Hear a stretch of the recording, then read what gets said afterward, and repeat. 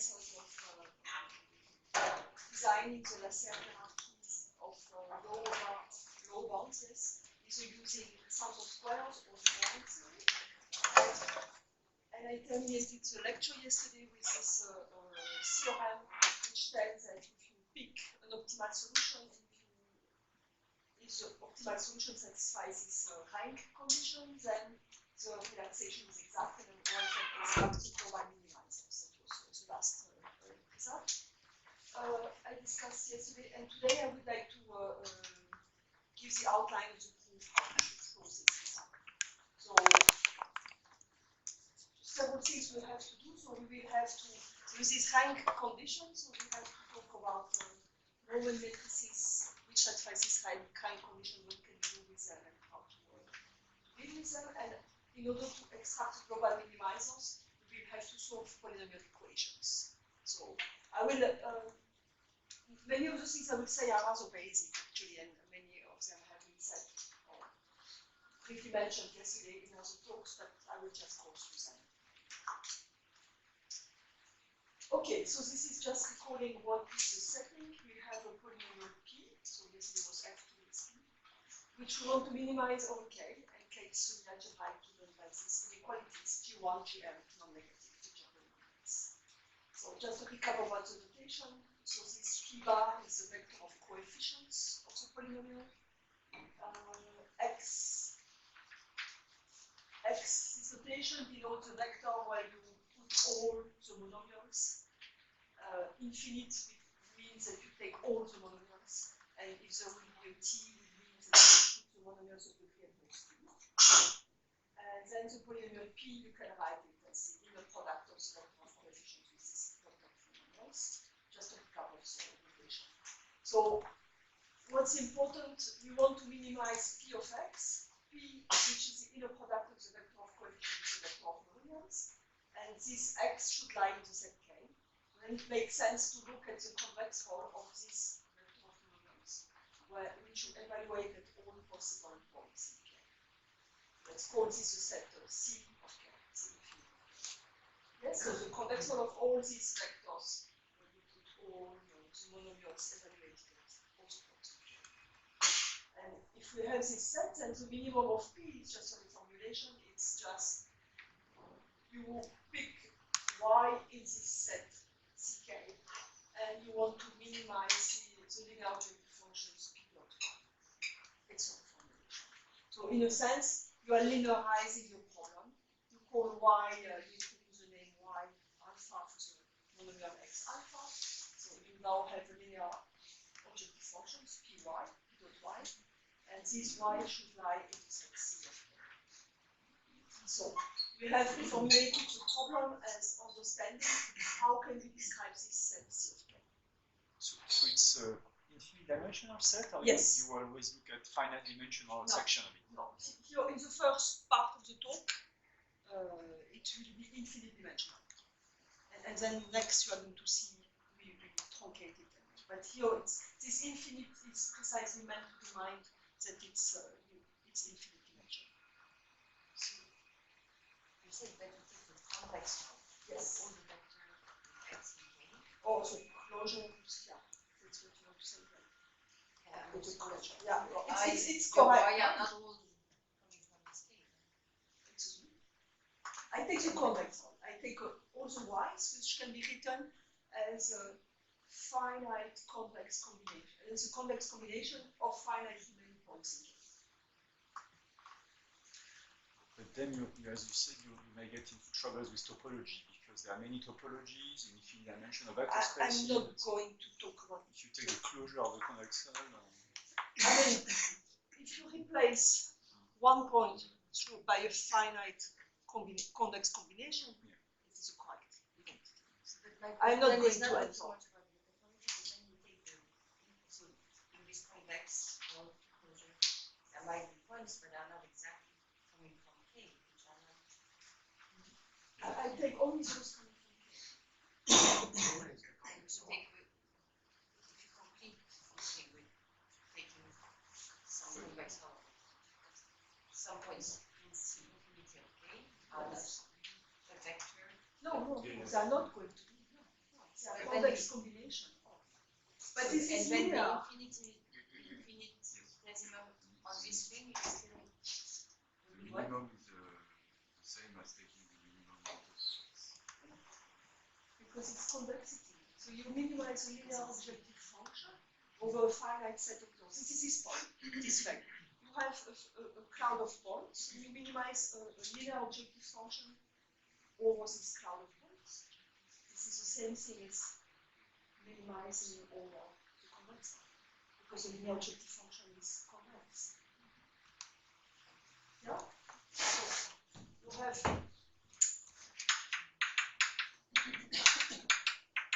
points. You want to minimize in this direction, for instance, this linear objective function, so it's a hyperplane. You want to minimize it over the set of points. So this is the same thing as minimizing over convex one. So this, yeah, so this is a basic convex. We are using the convexity. This is the point of having this linear objective function. Yeah. The second principle, the convex how the moment sequence is a Dirac method in the point of field. It's another way to say it. Yes. Yes. But which is the advantage to take this instead of K? Why is this perfect? To do this. So original problem is infimum of P of X, which is a polynomial.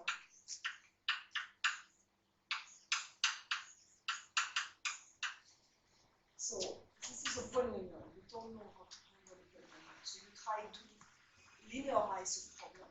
So you introduce, so one way to say this, you linearize.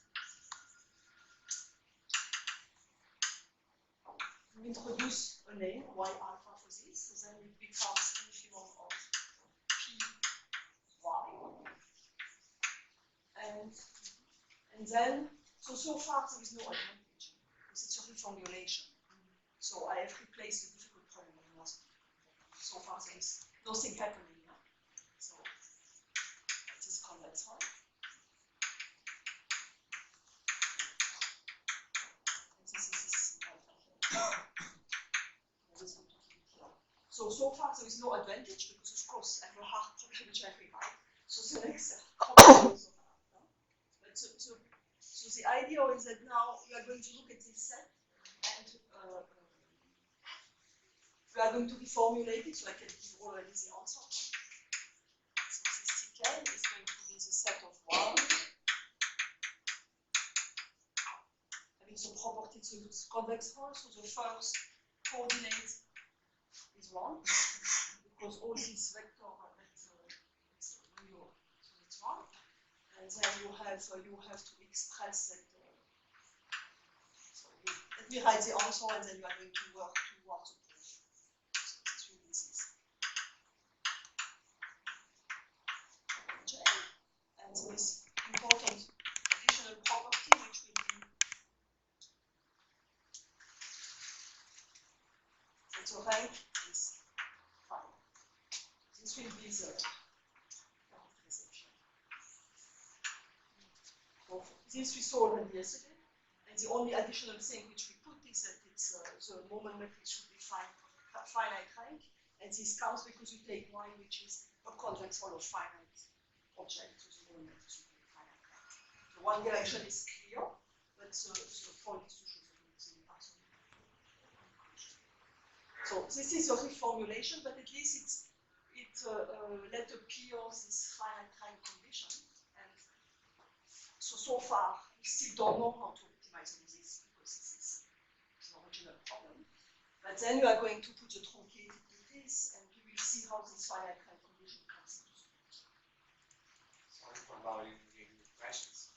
So that's an equivalent definition of the infinity of K. So on the left hand side you have K.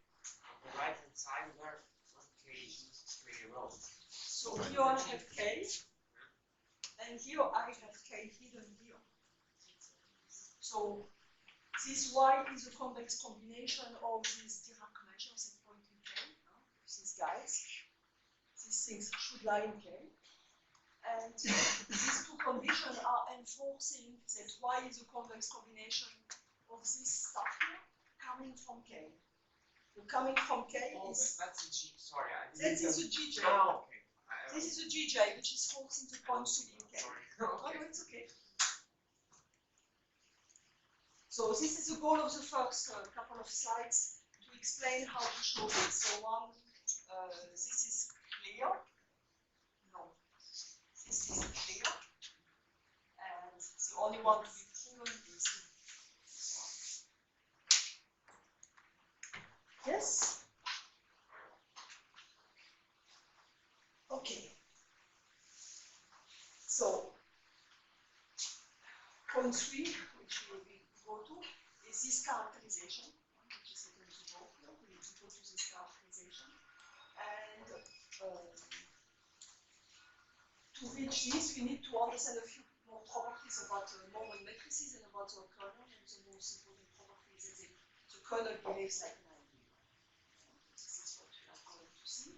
And when the normal matrix is PSD, the kernel is actually a real radical ideal. So we are going to use this property. So in the proof, we are going to take an y which satisfies this, and we have to extract from y the atoms. And we have to show that the atoms lie in K. So this is where we are going to use this real radical ideal property. So this is a real algebraic proof. So otherwise, this is the original to Fialco with more functional analysis. This is more real algebraic. Okay, and Mohak already mentioned it yesterday in his lecture that the quotient space, you have an ideal and you work in the quotient space of the real, of the space of polynomial by the ideal, then you can talk about the dimension, and the dimension is related to the number of roots of the polynomials in the ideal. So this is two basic facts which are useful to know for the lecture. Okay, so here is some notation. So first, two slides about relations between ideals and varieties. So if we have an ideal I, so BC of I is a complex variety, which is a set of complex roots of all the polynomials in I. That's the definition. So real varieties, so these are the real varieties, it's just also common real roots to the polynomials in I. So clearly, if your ideal is generated by a bunch of polynomials, then the roots are just a common real or complex roots to the polynomials which generates them. Another object, if now you start from a set of points, V, you can look at the vanishing ideal, which is a set of polynomials which vanish at all points in V.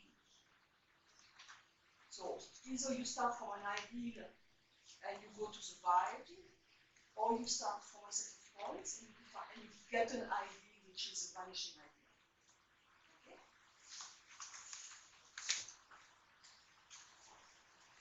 And it is clear that the ideal is contained in the vanishing ideal of its complex value. If you take a polynomial in I, it vanishes at all points which are the common roots of all polynomials. This is a tautology. This is a very easy notation. So in order to define, to talk about real radical and radical, you need this one more definition. So if you have an ideal, you can define the radical of I, which is a set of polynomials which have a power lying their ideal. Okay, so this root means a set of f having a power and for which f analyzes n.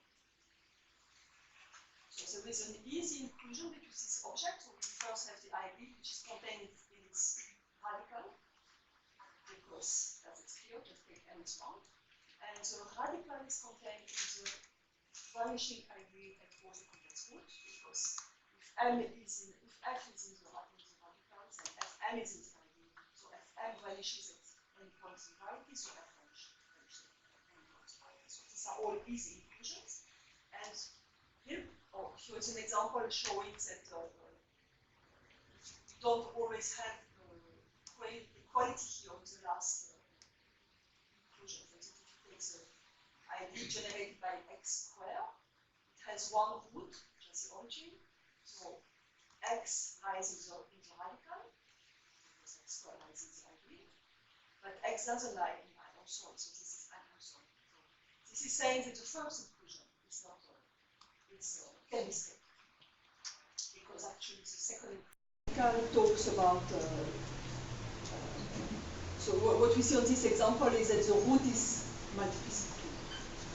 So the difference between the ideal and the radical is dealing with the multiplicity of the roots. So what Hilbert-Null-Stellensatz is telling us is that the radical is equal to the vanishing ideal. So we heard already the Hilbert-Null-Stellensatz yesterday in the talk of Nora. So in words, a polynomial vanishes at all common complex roots of I, if and only if some power of f lies in I. And this implies the fact that weak Hilbert-Null-Stellensatz which says that if you take an ideal, there is no common complex root, if and only if one lies in the ideal. Monique, when you say common complex roots, you don't necessarily mean finitely many.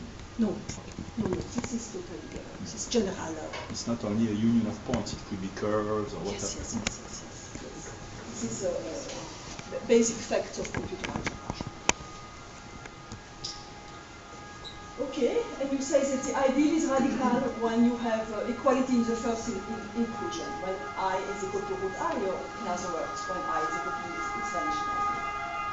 Okay, so this slide is about complex, radical ideals and Hilbert-Null-Stellensatz. The next slide is the analog of this, but now talking about reals. So real radical ideals and the real Null-Stellensatz. So it's going from complex to real. So if you have an ideal, you now do the real radical is a set of f. So before was a set of f having a power in the ideal, now it's a set of f having an even power. So f lies in the real radical ideal if an even power of f plus a sum of square lies in I. And we see in a second why this sum of square comes, because we want to talk about the real roots. So again, you have this chain of inclusions. So the first one is strict, it can be strict. Here is a small example. So if you take this polynomial x squared plus y squared, you just have one real root, the origin.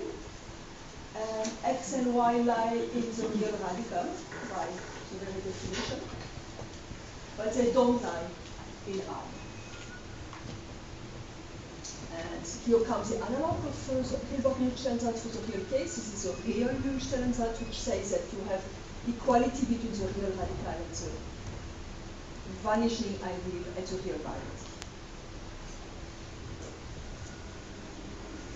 An ideal is real radical when it's equal to its real radical. So when I is its real radical, or equivalent to when I is its vanishing, the real radical. Ideal vanishing is a real variety.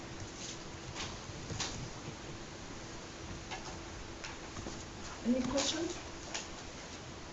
So, sorry for my ignorance about algebra, but is this definition of the sum of square the original and classical one, or is it something that comes from application? No, it's very well. This is very, very classical system. So the real Null-Stellensatz is Stellung.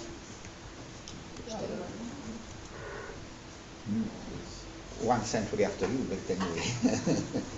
It's very classical. I mean, these sums of squares are very classical notions in real algebra.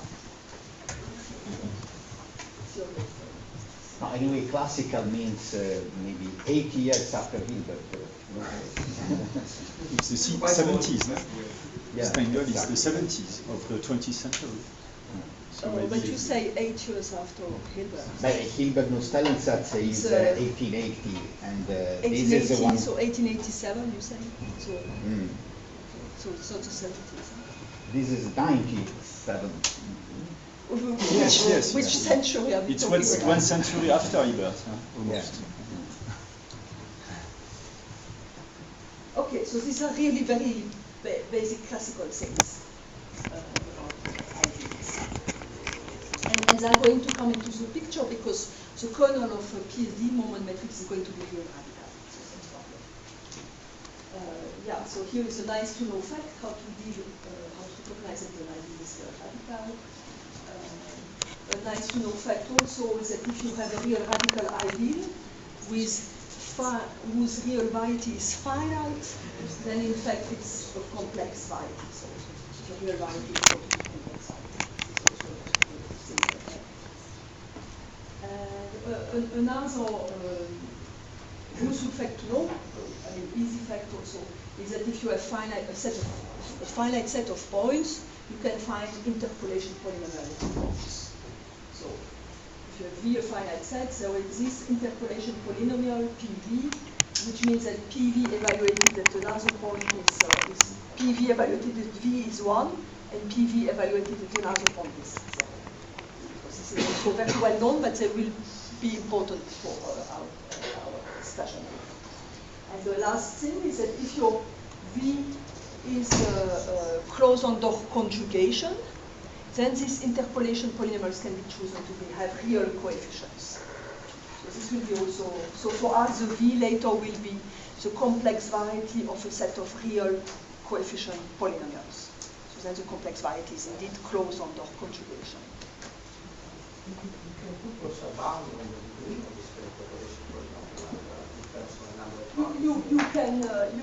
put some bounds. So actually it will depend on the dimension of the quotient space. So yeah, you can put bounds on that.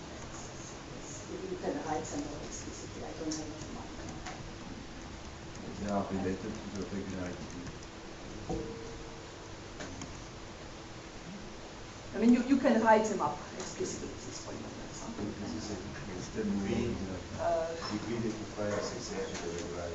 Yeah.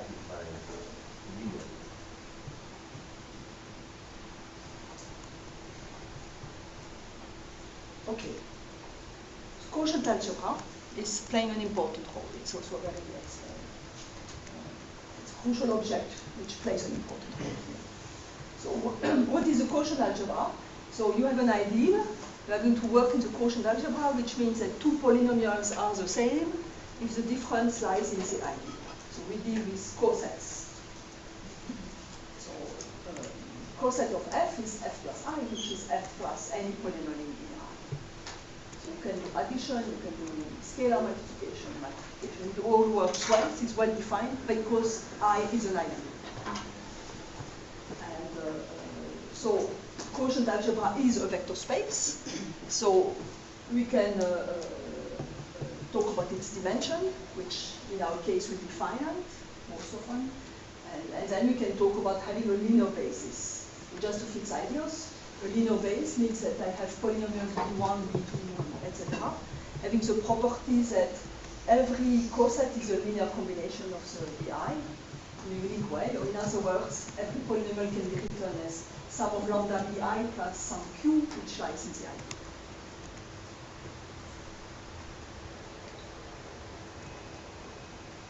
Okay, the dimension. So this is an interesting fact, which was already mentioned by Morat yesterday, is we can say a lot of stuff about the dimension of the quotient algebra. So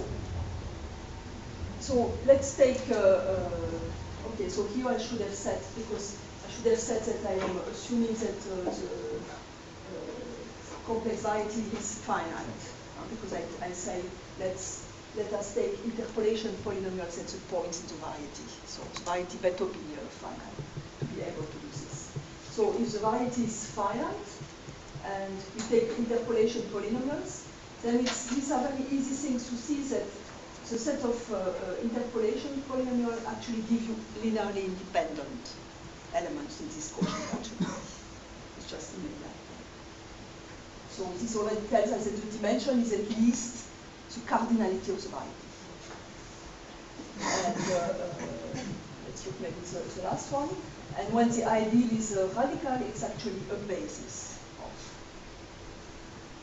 So first, the theorem says that first, the dimension is finite exactly when the complex variety is finite. So if the complex variety is finite, this follows from this argument here. If the complex variety is finite,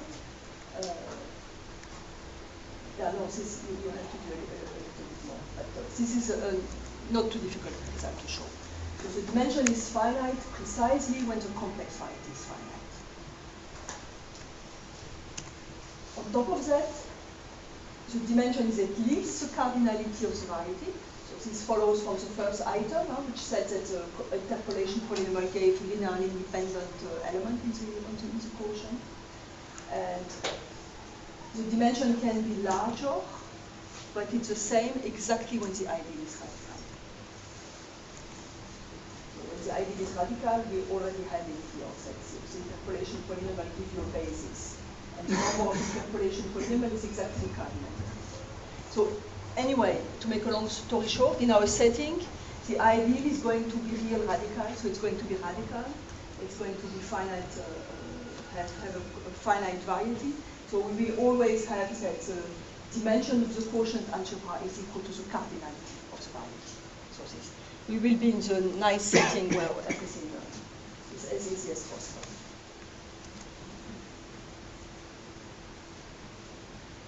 Okay, so we have the quotient algebra. So what is the quotient algebra good for? Well, the quotient algebra is good for if you're in the setting when the complex variety is finite. There are similar results for the real case? For this dimension? So the point is that you could have your, I could have put here, let A be the R of X. I could have taken the real ring of polynomials and an ideal in it, but the dimension would still be equal to the size of the complex variety. Yeah. So this quotient algebra is helpful if you want, so you're in the settings that you have an ideal with finitely many complex roots, and you want to find them. And a way to find them is to use the multiplication operators and to compute the eigenvalues of the multiplication operators. So this is also very classical, and this is a multiplication operator method, multiplication matrix, yeah. And, companion. Yeah, the companion, yes. I will show companion matrix in a second. So this is a recipe, a very, I think, very easy recipe how to compute the complex roots of an ideal when you know that there are finitely many of them. And we will use this recipe to extract the global minimizers later. So that's why I want to show you. Okay, so what do? We pick an arbitrary polynomial h, and let's look at the multiplication by h, linear operator, which means that you take an f, a polynomial f, or a coset in A, and you multiply by h. So it's a linear map. And we are in the setting when the complex variety is finite, so this algebra A is finite dimension. So it's a linear map between on a finite dimensional space. And the point is that the eigenvalues of the multiplication matrix give us the roots. They give us information about the roots. So maybe I can better unfold this into more. So we have h, and you do the multiplication operator, which maps f to multiplication by h. And let's pick a base.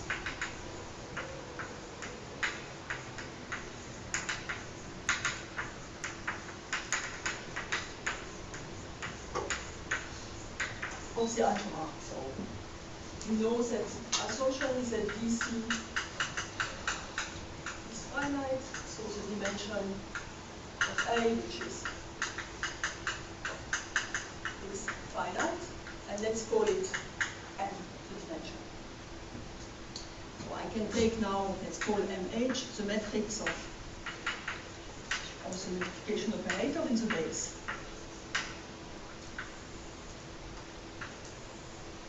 So the rows are indexed by the basis element.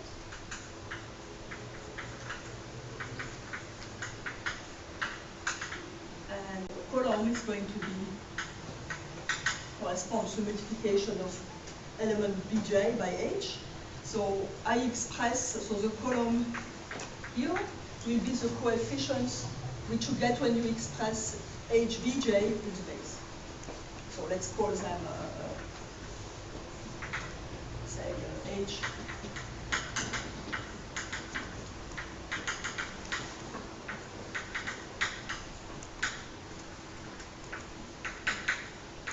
Let's express the one in the base. So sorry, Monique, I don't.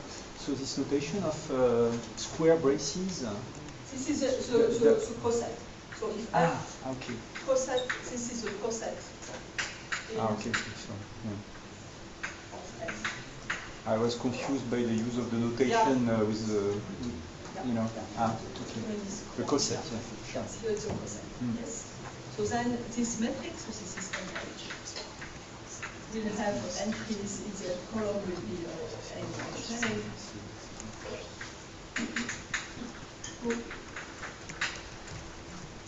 And the first claim is that, the first item tells you what are the left eigenvectors. So, left eigenvectors.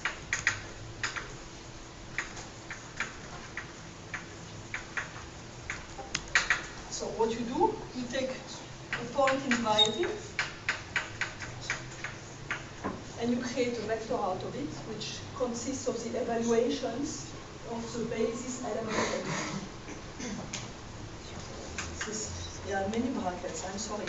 Another bracket. So this is a vector where you evaluate the basis element.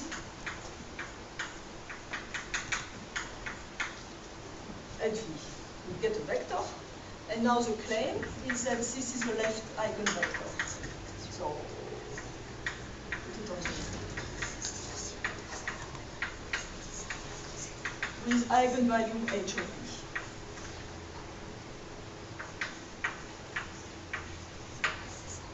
For all u.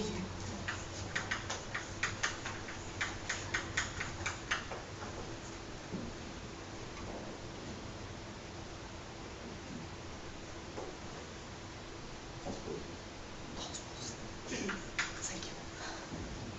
So this is a claim. And let's see here. So we do this dB here, which is we do the I. So you do this times this. This vector times the jth column, and the claim is that it's going to be exactly HV each of your V.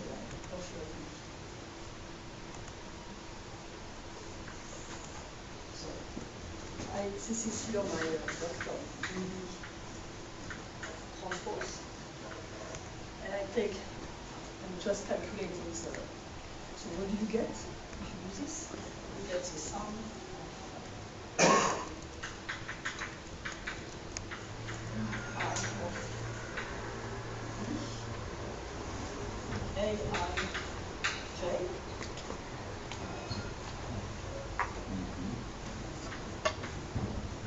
So you see, this is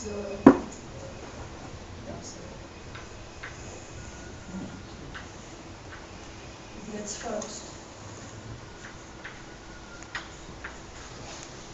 first unfold what this means. So this is a coset of this, which is the sum of coset. So this means that the polynomial hbj minus sum of I lies in the ideal.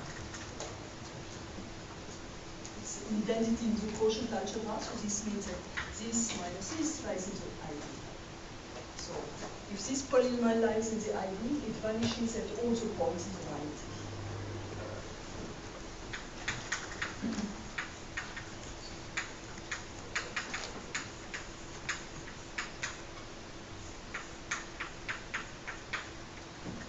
Okay, so what does it mean? It means that h of v, vg of v, is equal to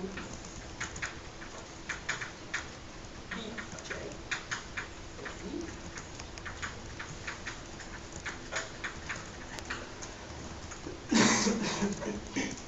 yeah. And well, this is exactly what I was after. So this is equal to h of v.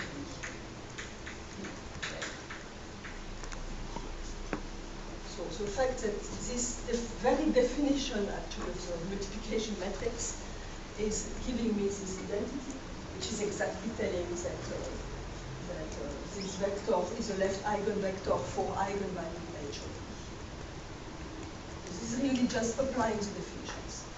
The first item. Yes?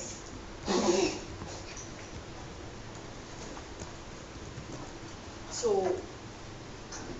for every point in the variety, we get the eigenvector and the eigenvalue. So we see that the moment matrix, the eigenvalues, eigenvector, and carry information are supposed, which is exactly. And yes. So here you describe the eigenvector of the transpose. Yes. Each of the calculation in terms of evaluation. Yes. If you could ask what are the right eigenvalues, in the mathematical case, they are going to be the evaluation, the interpolation points. But we don't do this right. So this you can interpret independently on the basis. Of course, we do. Yes, yes. But I thought it's nicely concrete to fix base. But anyway, when you're going to apply it in practice, you will have to fix base.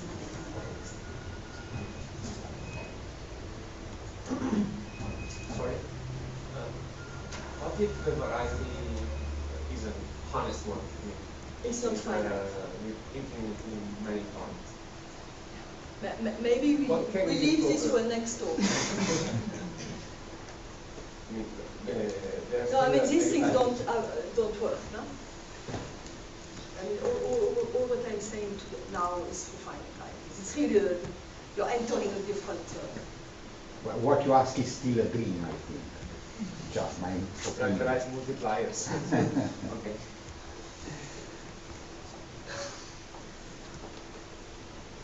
So this is telling us that what point one tells us that this evaluation HV are eigenvalues, but actually they are all the eigenvalues. This can be shown. And it's immediate if the ideal is radical, then it's immediate. They are all the eigenvalues because we have already enough of them. Because the dimension is equal to the size of the variety in the radical case. So and this will be our case, so we don't have to worry. Okay, so let's conclude this slide. So what this slide is telling us is that if we want to find the roots, the common point in the variety,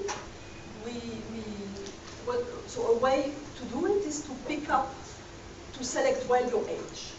So what you wouldn't want is that you have several eigenvectors which have the same eigenvalue, because then you don't know how to extract a nice eigenvector. What we are after is having this nice eigenvector looking like this. So you don't want, you want that the eigenvalues have single multiplicity in order to be able to do that.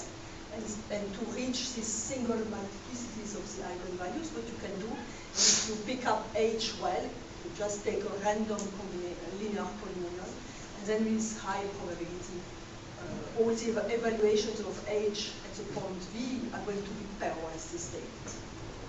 So now you have every eigenspace has dimension 1, and then up to scaling you can recover this vector. Up to scaling, because you can always assume that the B1 is 1, so then you already know how to rescale your eigenvector to get it in the form VB. And if you have VB, then you have the evaluation at V of a basis, and from that you can recover the coordinates. I will say the coordinates in the base. So it's also possible to show that the only vectors which are common to the left vectors for all multiplications, they are up to the scalar, they are this. They are VB. So you mean for any h? Yes. But the combination of VBs is also, if you have not a single multiplicity, it's a combination of yes, maybe you have, eigenvector. you may have some multiplicity. The combination. You may keep some multiplicity.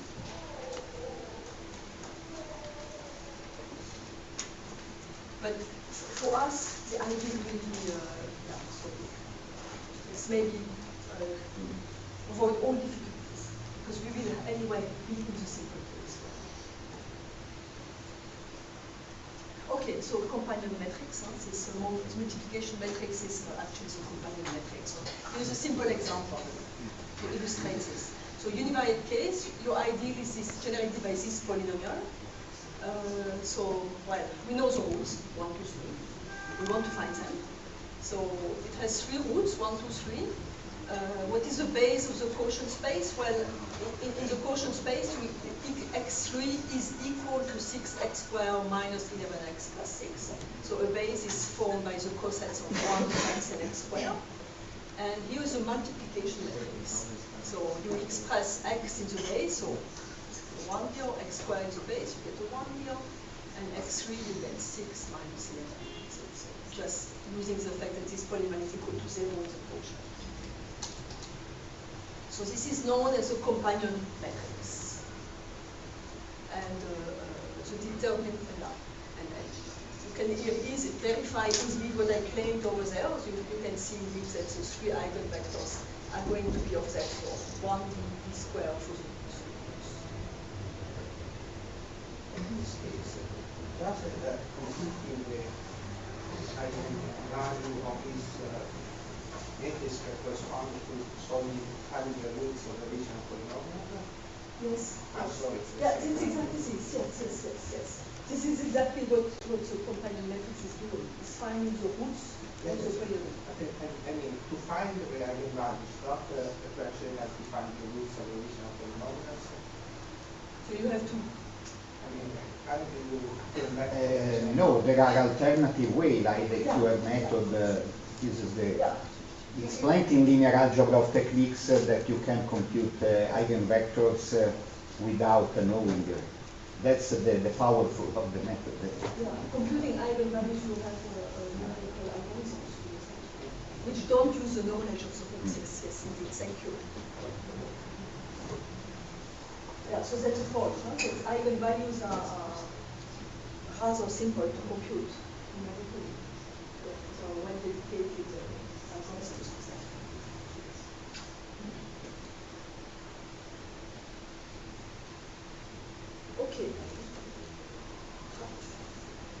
Okay, so now we move on. We still have this goal. Huh? We should present a characterization of the set CK. So we have to talk about finite rank moment matrices for that, because as we saw, this is a condition. So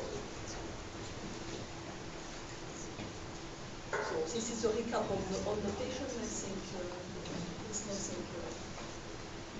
So this is so the first new thing we didn't see yet is the fact that if you have a moment matrix, you can talk about its kernel, and the kernel is an ideal.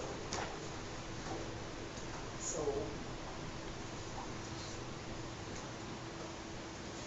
if I have a sequence, so if I have a sequence y, and this L y is the associated linear functional, then we can define this object I, which is a set of polynomials defined in this way. So L of hf is 0 for every h.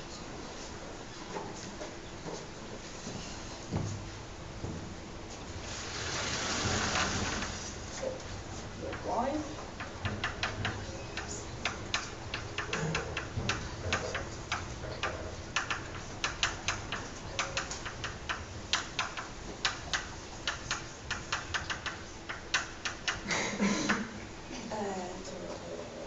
The crucial fact was that Ly of hf for any two polynomial, this is h.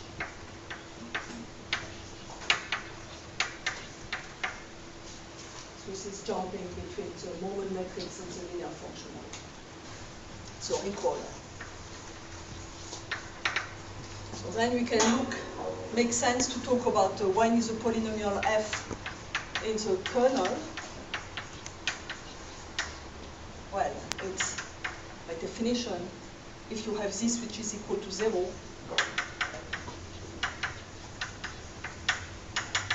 for every h.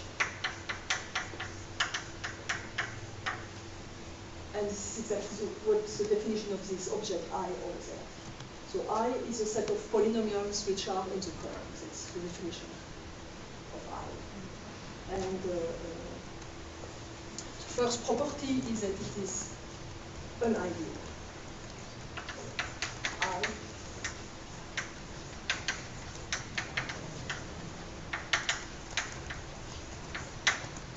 it's always true, this I, because yeah, it's kind of clear.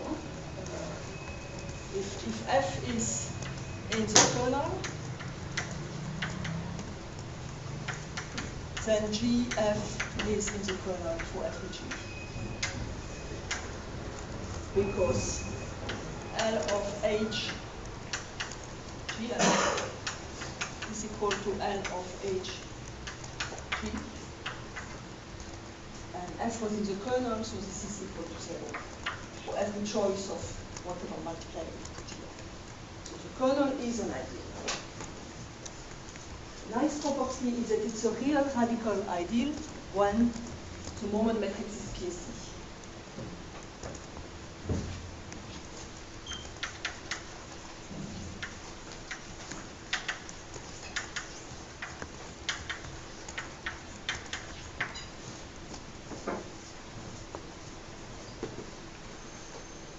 Which is also very easy to check. Okay, so here comes the characterization we are aiming at. So we want to show that we want to characterize what are the points in this C infinity k, which means that Y is a convex combination of Dirac at points in k. And characterization is, so here are the necessary conditions. So Y0 should be 1. The rank of the moment matrix should be finite because M of Y, so taking the moment matrix at linearly. So M of Y is going to be the sum of lambda I, M of this vector Vi. So M of Y will be the combination of Redmond's R object, so it's finite rank. So it's clearly a necessary condition that the rank should be finite. M of Y is PSD. We saw this yesterday already. And so localizing matrices are PSD also. And here is just a reformulation. These two conditions just means that the linear functional is non-negative in the quadratic. So this we saw yesterday. So that 2 and 3 are equivalent. This is just reformulation. It's nothing happening, just language, notation. That 1 implies 2, we saw already, we just discussed it. So the only thing we have to show is that 2 implies 1. So maybe I should.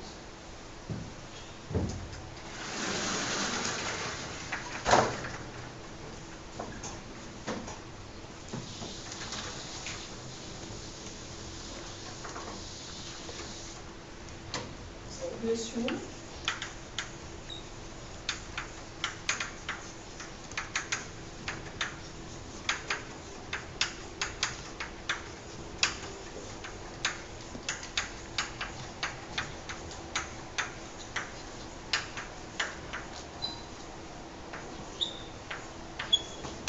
that's the assumption. Okay, so let's go through the couple of steps which give us the result. Now we have really all elements in our hands, so just one slide. So first observation is that we look at the kernel, let's call it I, and as just observed, it's a real radical idea. And the reason for this was because the mode matrix is PSD, so we use this assumption. Second thing is to observe that the quotient algebra is finite dimensional. And this is because the rank of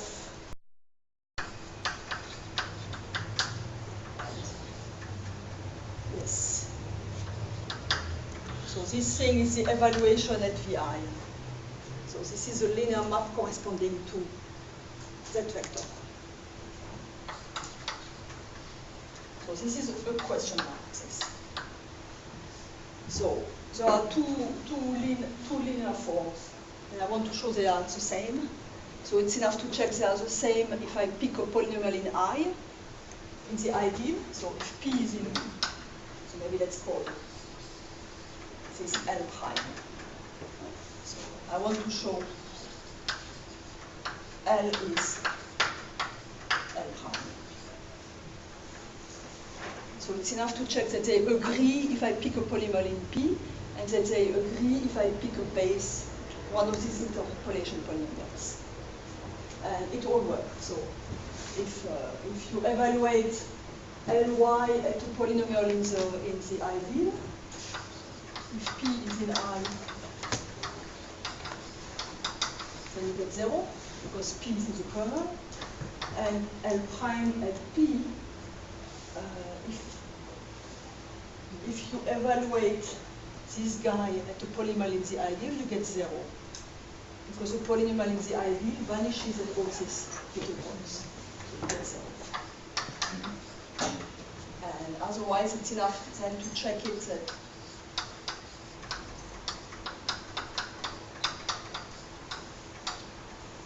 if you now evaluate at an interpolation polynomial, that both agree as well. So, but if you evaluate this at an interpolation polynomial, all of them vanish except when you pick the right VI. So first, so for this, use the fact that the interpolation polynomial minus its square lies in the ideal. And why is that? It's because it vanishes at all points. So if it vanishes at all points, it lies in the ideal, because the ideal is radical. So this polynomial lies in the ideal. So if you evaluate the linear functional, you get that L of PBI is equal to L of the square, but L of a square is a non-negative number. So you already know that this quantity here is at least non-negative. And next you should check that it is strictly positive. And it is strictly positive because if it would be 0, then here you would have less than R terms. And this would contradict the fact that the moment matrix had rank R. So all of them have to be strictly positive. Now they sum up. Why do they sum up to 1? Use the fact that this polynomial here, 1 minus the sum of the evaluation polynomial, vanishes everywhere on the variety, hence it lies in the ideal. So take L on both sides, and you get that. And use the fact that L of 1 is 1. So this was one of the assumptions. L of 1 is 1. That's why we use it. We are almost there. The last thing to check is that all these points lie in the ZK. So we should lose. So this we have used, this we have used, this we have used, now we use this. So that L is non-negative on the quadratic module. So here is the argument. So I want to show, so let's take a VI, and I evaluate L at GJs times PVI squared. So this is a non-negative number because it's polynomial lies in the quadratic module.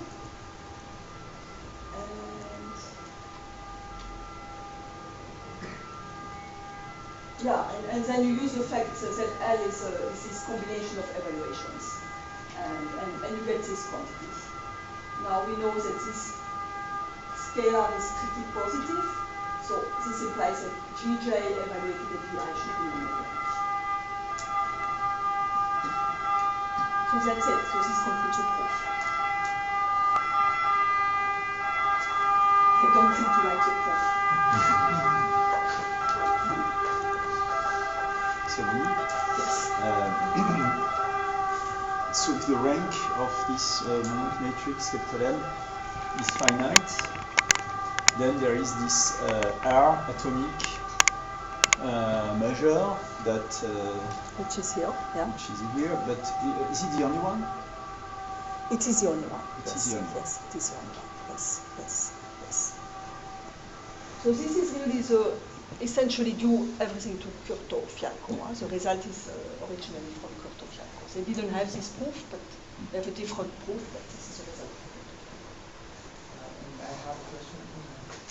When we take a polynomial f in the kernel of moments magic ny, so when we f has infinite non-zero coefficient. No, because the polynomial always has finite non-zero coefficient. But maybe the kernel of ny elements in this kernel of infinite dimensions moments magic and it has infinite zero element. In the kernel? Yes. Yeah.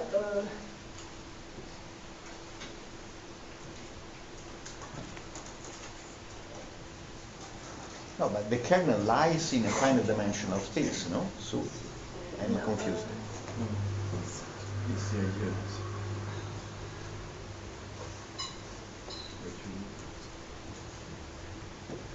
So you have an infinite vector space. It will be, it's everything finite dimensional here, because you have this, Finite. so. That's a good answer. I'm confused. You're confused. Yes, I'm confused. No, it's a good question. And so I think you can realize yes is why the kernel of moments magic intersect with the sense of polynomial x. So you can steal the proof that it is So the elements on this kernel, they are living in the vector space of finite support. Yeah, but I understand this point. This point is. What's the definition of the kernel of the matrix? Maybe let's agree that an element is in the kernel if it has finite support. So what is the vector space you have on the right? Is it series or is it polynomial? It's polynomial. Polynomial. Yeah, so then I don't want to look at the objects you look at.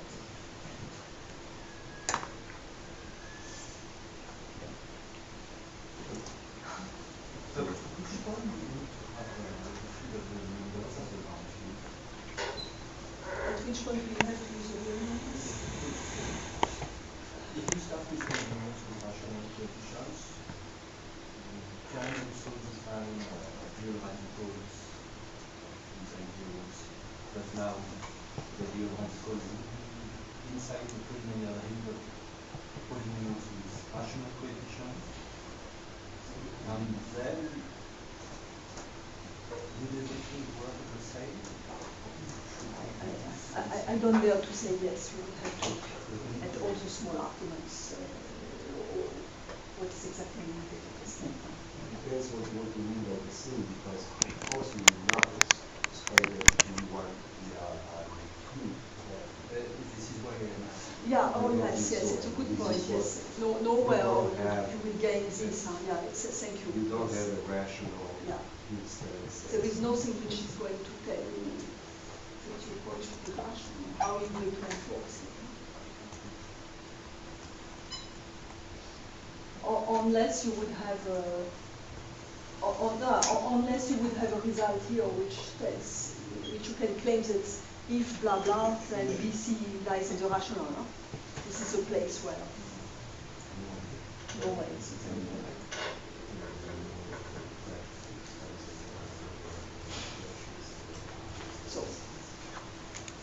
So maybe now that we so what we just saw is this called, so this is a flatness theorem of Curto-Fialco. And now we see how we are going to use it in order to derive the result, the stopping criterion for polynomial optimization and for extracting global minima.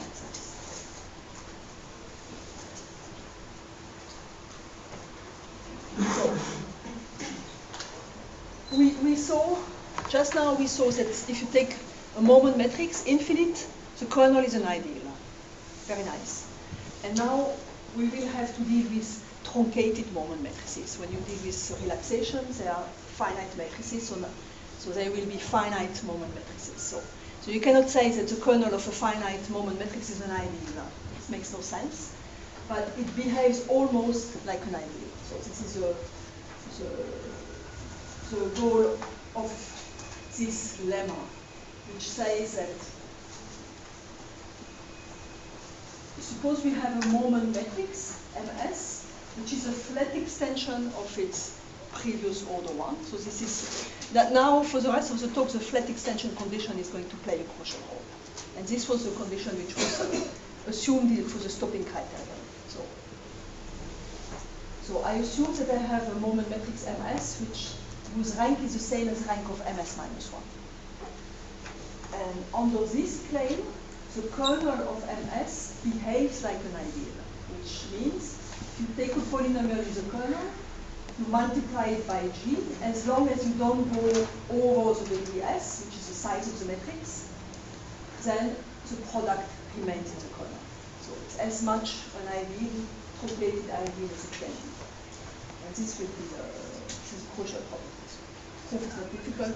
The proof is based on this lemma which we discussed yesterday in some of the exercise. Okay, so this is the second fundamental result of Curto-Fialco, which is a flat extension theorem of Curto-Fialco. So now that we have learned this nice characterization about finite rank infinite moment matrices, we want to go back to it. And this is the ingredient which will help us to get back to it. So what does the result say? If you have a moment matrix MS, which satisfies this flatness condition, actually then you can extend your truncated Y, which is living only on monomials up to degree 2S, you can extend it to the full monomial list, to a vector Y tilde, in such a way that the moment matrix of Y tilde keeps the same rank. This is so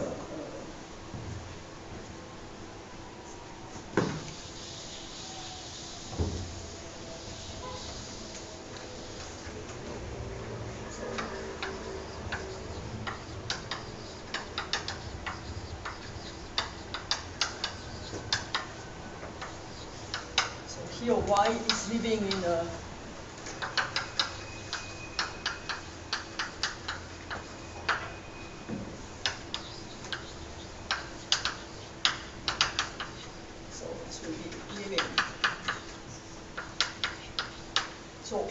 did I say extending?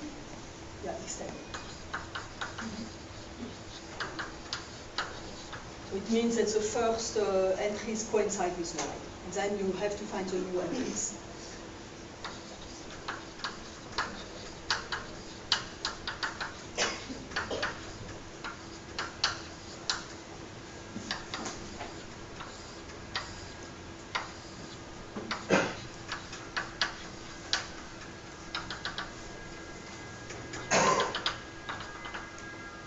here is MS. Here is a subcone or MS minus 1. So this is up to MS. And here is up to infinity. So this I know. This part I know. And so this Y also propagated some entries. So also some entries over there which I know.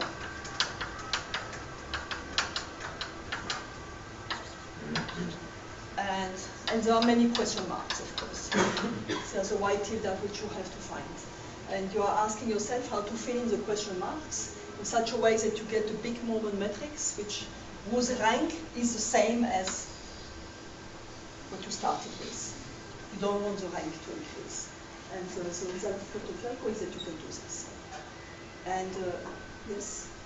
Maybe this is stupid, but why doesn't it work to fill just with zeros? Everywhere. So first of all, some entries. So here, like you have degree 0, and here you have degree s plus 1. Huh? So this is here degree s plus 1. So this entry is known. So many entries are already fixed, and you say let's just put zeros at the question mark, but you will have no way of showing that you don't increase the rank in this way. Yeah, okay. So this is a crucial point. Huh? You don't, extending to a moment matrix is also difficult. The point is that you don't want to increase the rank. And I just tell you in 1 or 2 sentences, the intuition is actually not so difficult. So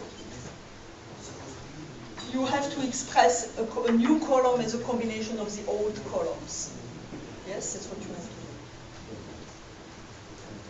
And for this, you have to use the fact that the rank of MS is equal to the rank of MS minus 1.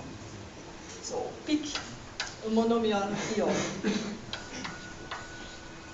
of degree bigger than S plus 1. Let's take a monomial of degree S plus 1. Because if you can do it for S plus 1, then you can do it for S plus 2 and so on. So it's not to do it for S plus 1. So say gamma 1 is at least 1. So x gamma 1.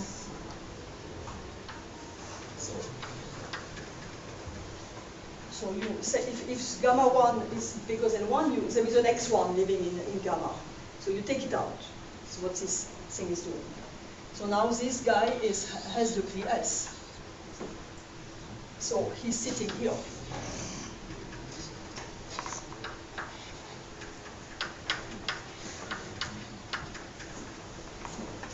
So he's sitting here, it's degree S. So its column is a convex combination of columns of degree at most S minus 1 because of the flatness condition, I assume.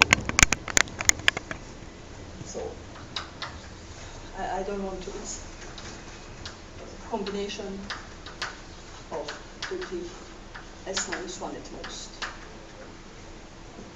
And now because of this kernel-like, ideal-like property, if the extension exists and this ideal-like ideal-like property better holds. So if I multiply both sides from x1, then it's going to be a combination of polynomials, these polynomials times x1. So here I get x gamma. So this tells me precisely how you should define your column x gamma by taking your combination you had expressing z1 in terms of this one and multiplying both sides by x1. That's the intuition. And then to prove is to check that this works, that you are not doing any wrong thing.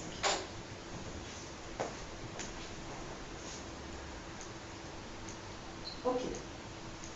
So we have done the intuition. Yes. One question. Is this flatness condition the same that runs the existence of the point realizing most rank and this is exactly what this flatness condition is doing. It's going to bias the atoms. Yes. Yes, exactly what it is. So here I just repeat the result which we finished yesterday, and now we can prove it. So what was the result yesterday? So you do this is your moment bound,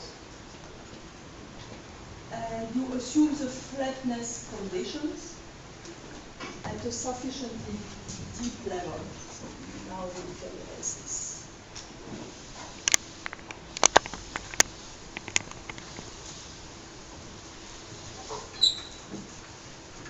This was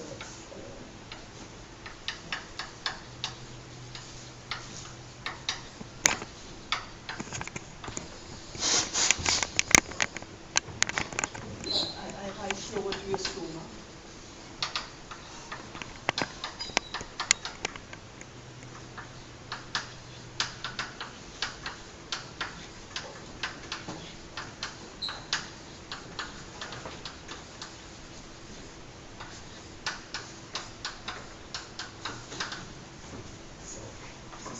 Main, and of course y is optimal, so which means that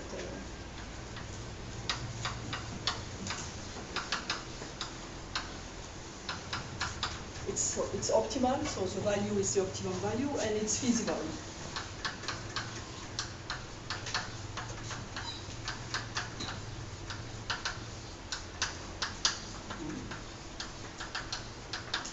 This is what we know about Y. And from this flatness condition, now we want to conclude that actually the relaxation is exact, and that you can find also global minimizers by looking at the common roots in the polynomial sequence of MS.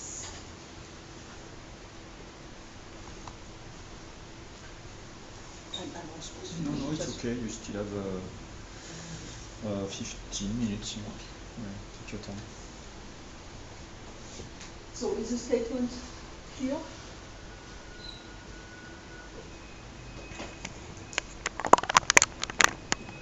So if we can do this, then it's very nice, because the last thing is telling us that all the global minimizers are exactly the common roots to all the polynomials in the kernel of MS. So maybe one thing to be with this S and this T is maybe a bit confusing.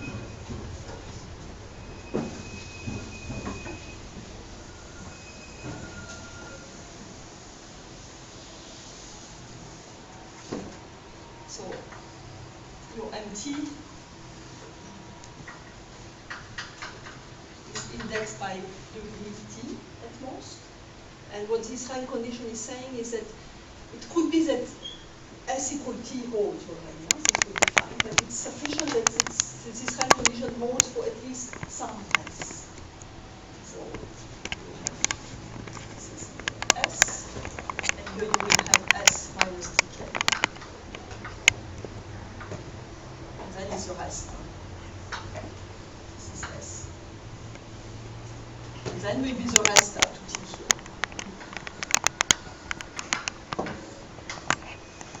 So if the flatness condition holds between S and S minus dk, then actually all these entries are going to be irrelevant in the rest of the argument. So this part of the moment matrix is going to be sufficient to conclude the proof. And why is this dk here? This was why dk instead of S minus dk instead of S minus 1. These are technical reasons you want to fit the GJ, and it's just technical reason.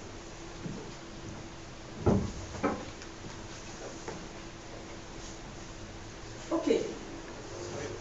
Yes. Does this result means that you can always find the exact relaxation? No, because there is a big. The problem is only flatness. There's no other. Okay. There is a big assumed here. So, I mean, you may solve your relaxation, you find the optimal solution, which is not flat. So if the solution is not flat, it doesn't satisfy these rank conditions, then you can apply the theorem.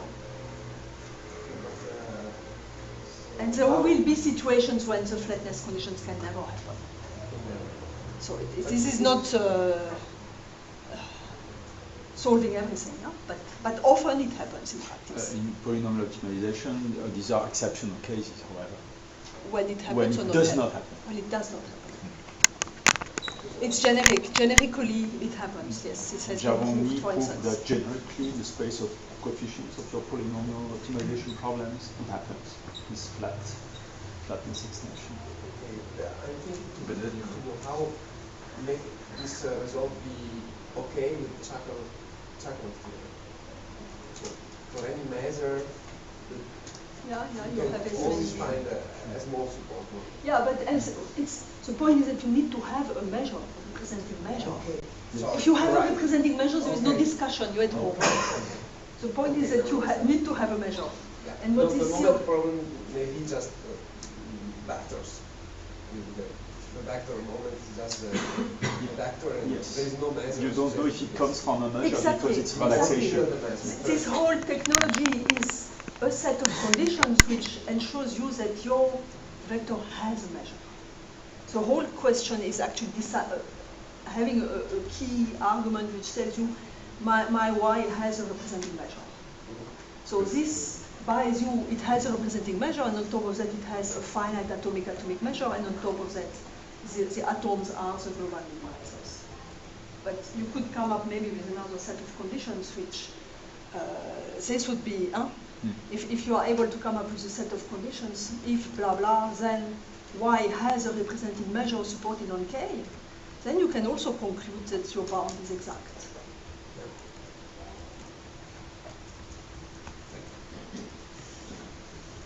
Okay, let's prove this, because now we really have all arguments and the hard work has been done.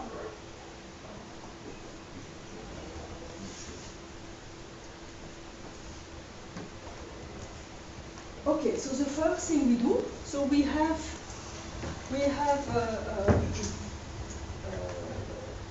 this flatness condition. So we apply the flat extension theorem. So the flat extension theorem tells us that if we look at the sequence happening up to 2s, it can be extended. So extending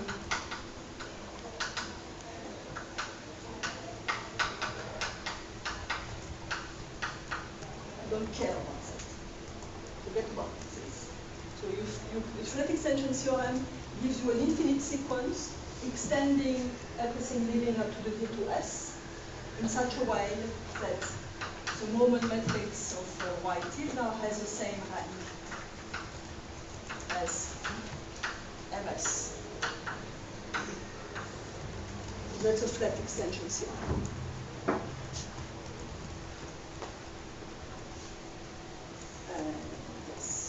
This.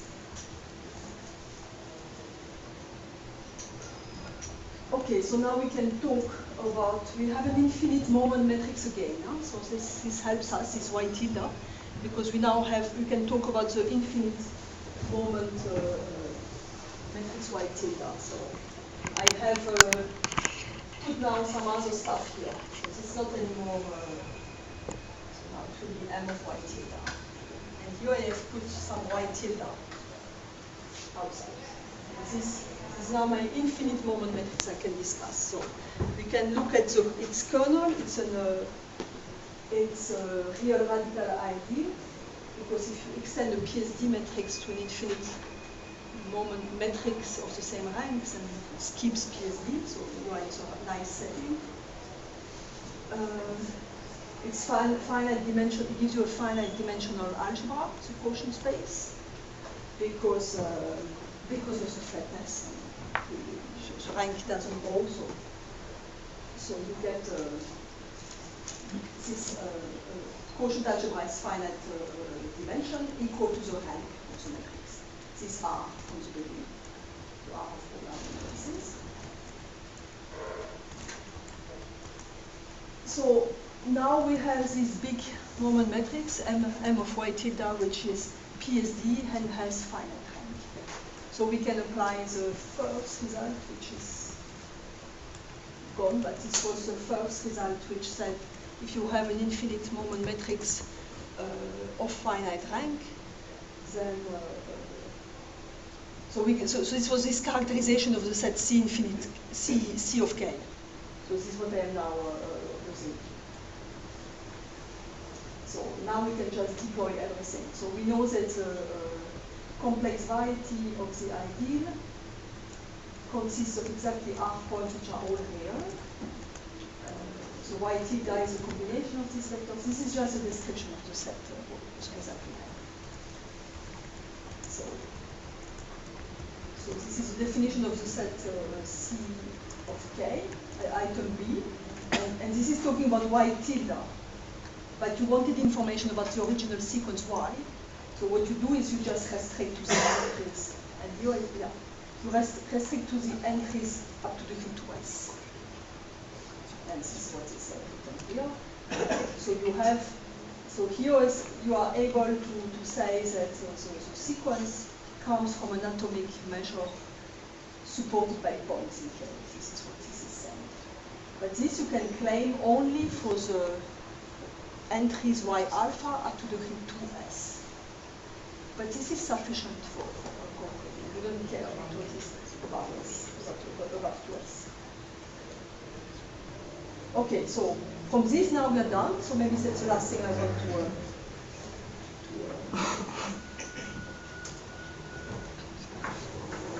So why are we done?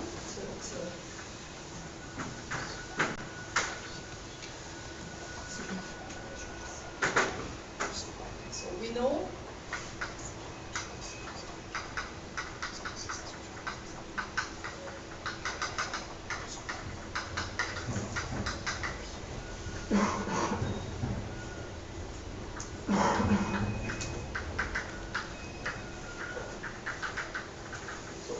claim B.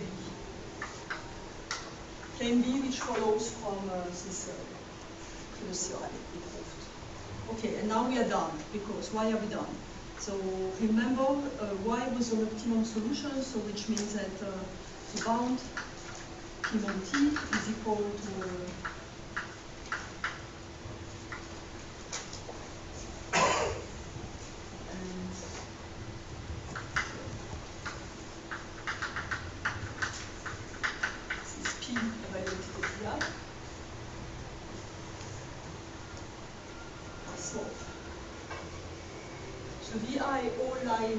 K. So P evaluated at VI is at least the minimum of P over the set K. So now I take it out. So this is at least the mean sum of lambda I, and sum of lambda I is equal to 1. So the bound, the moment bound is at least the minimum. But on the other hand,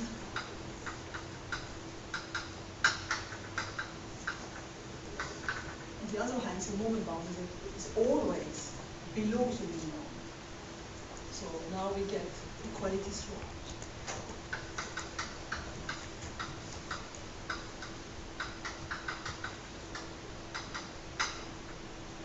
So first thing, and second thing,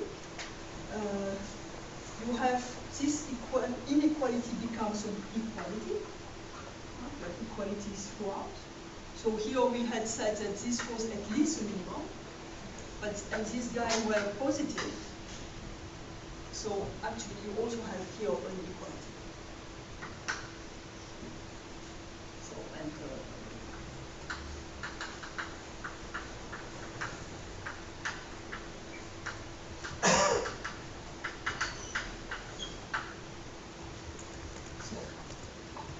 so we have exactly what we wanted.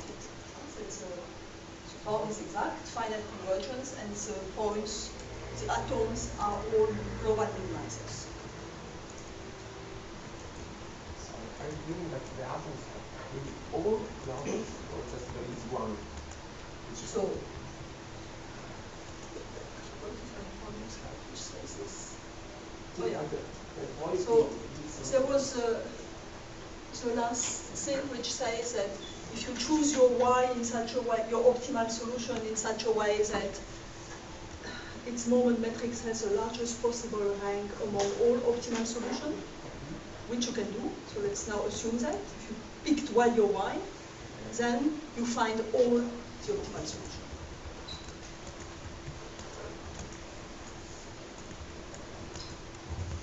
So far, this argument is showing 2 here. So you would only have to now look at 3. Why do you find all global minimizers if the matrix has the largest possible rank? So I think that's the last thing maybe I showed you because, and this was also why I did this exercise yesterday. So, and 2 minutes? Sure. Yes, conclude it. Oh, it's 8. 2 minutes is okay. 2 minutes, 2 minutes. So suppose we picked y well so that its rank was maximum. So which means that for any other optimal solution the rank was smaller. Then the not difficult thing to see is that the kernel, this implies that the y has smallest possible kernel. Its kernel is containing the kernel of any other optimal solution. And then what you do is you pick a global minimizer. This gives you an optimal solution Z. And then you look at the kernel of, yeah, it's too small. I think I've given you, killed you enough with enough details for now. So I think I should stop here. Just the 2 lines. So. And the slides will be posted. Thank you very much for your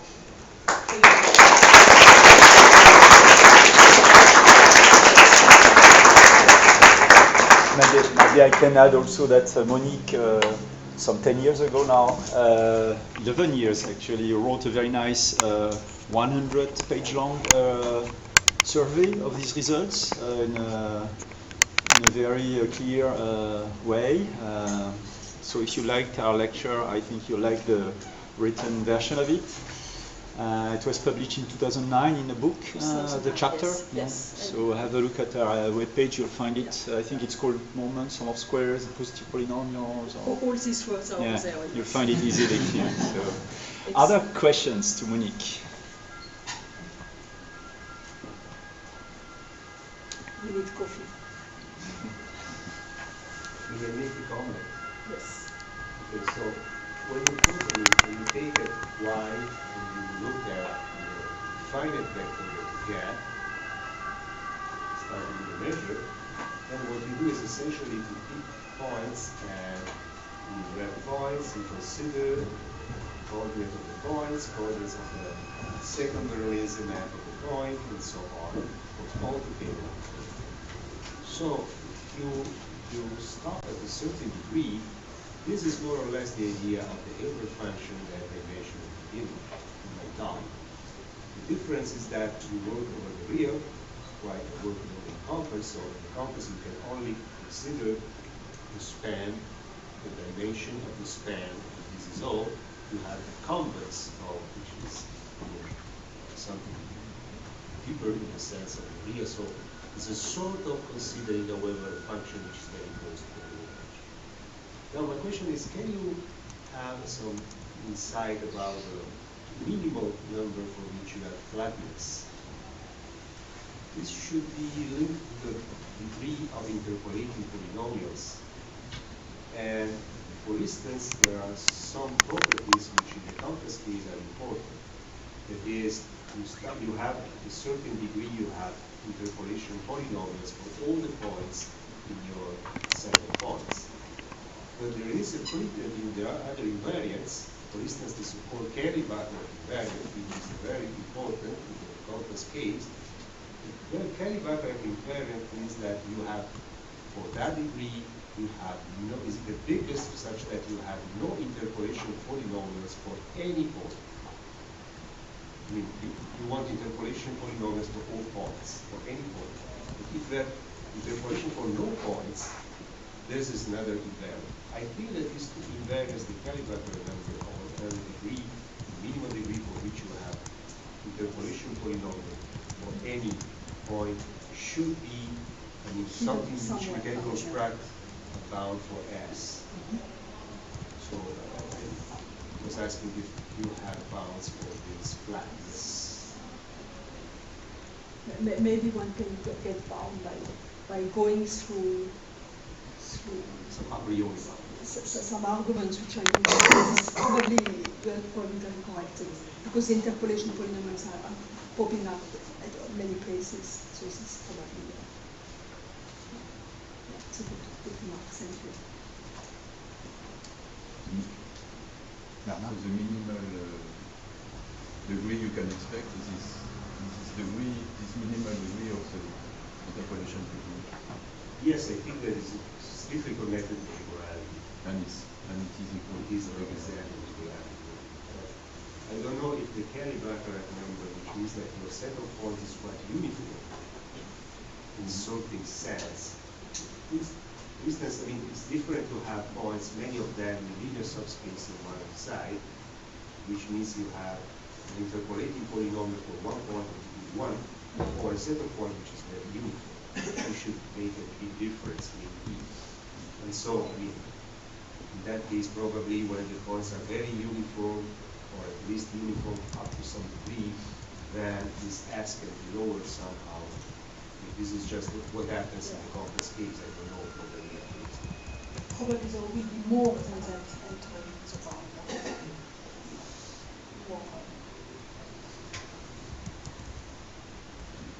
So maybe your last comment I can make is that the whole technology can only work if you have a problem which has finitely many global minimizers. It's good to realize this. Yes, I wanted to ask something yes. on that, but maybe Bernard had a question. So yes, if you have finite number of minimizers. Yeah. So first of all, finitely many minimizers. Yeah, it cannot work if you have infinitely many. Yes. But yet, even if you have finitely many global minimizers, there are very simple examples where it can also never work. So like minimizing a homogeneous polynomials over the ball, unit ball. If you have a homogeneous polynomial which is strictly positive, but not a sum of square, then you will never have flatness, while it has only one global minimizer. Yeah, it's only a sufficient condition. Yes. It has to remain, to keep this in perspective.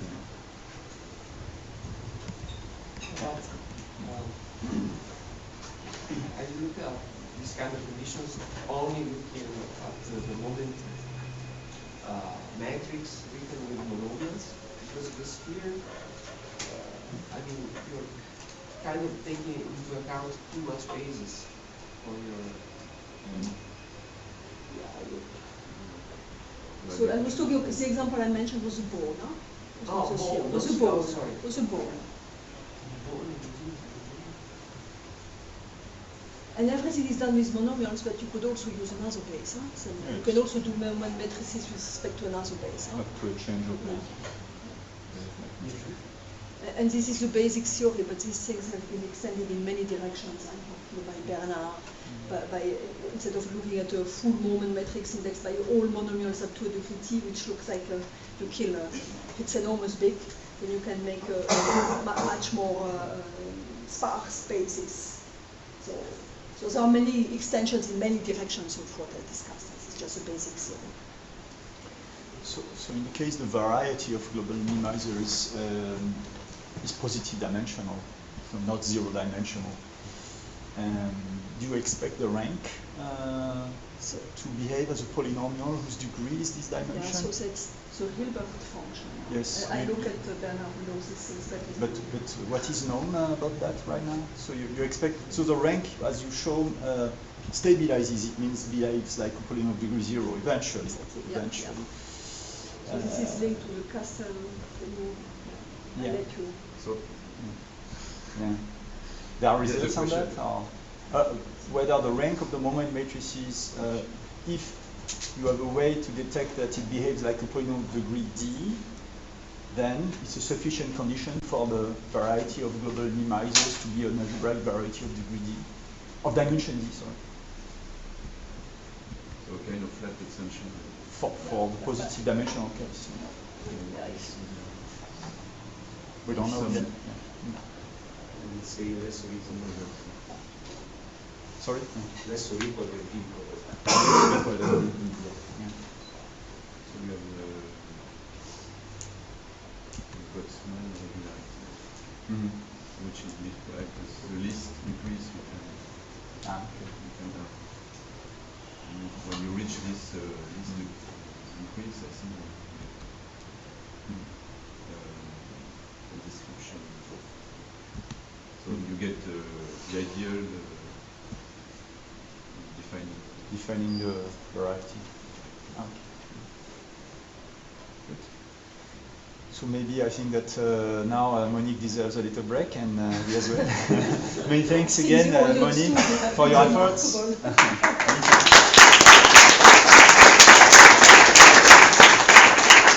And we'll resume at 1/4 past.